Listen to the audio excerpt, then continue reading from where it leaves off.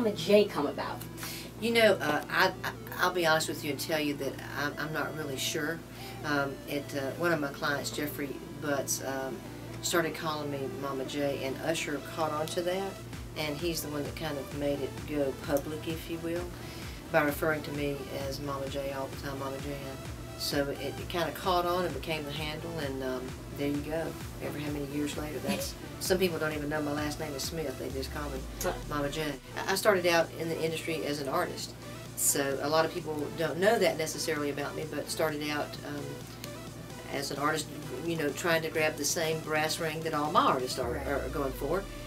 I toured and had a band. I have 6 albums out and 2 EPs to my credit. So I started, you know, when I was 15, playing in rock bands and all. So I've had a history of that, which actually brought me into knowing a little bit more of the vernacular of how to deal with artists. Atlanta's my home, and I was born and raised here, and have kept my business here. Not because I couldn't go somewhere else and do it. I you know, had opportunity to move to LA or New York or Nashville, Texas, Chicago, whatever. But I can do what I do anywhere. My family is here, and this is where my roots are. And I love the South. I care about the South a lot, and I also care about the plethora of great artists and great vocalists in particular that have come out of the South. I think everybody has a voice. I do believe that. But I think that, you know, our industry has gotten into the position of manufacturing artists versus really developing and looking for true artists. That's why I'm proud of what we do here, because we have that opportunity to really look at that and help artists who come in who are seeking that to be developed. Do you think that we're allowing music to become offensive? I think it is offensive. I think that when women are, you know, derogated to the degree that they are in music now, I think, and this is just me, it's a fine line when you're talking about freedom of speech, because I really uphold that in our Constitution. I believe in that. I don't think that it's necessary. You know, profanity to me is not necessary.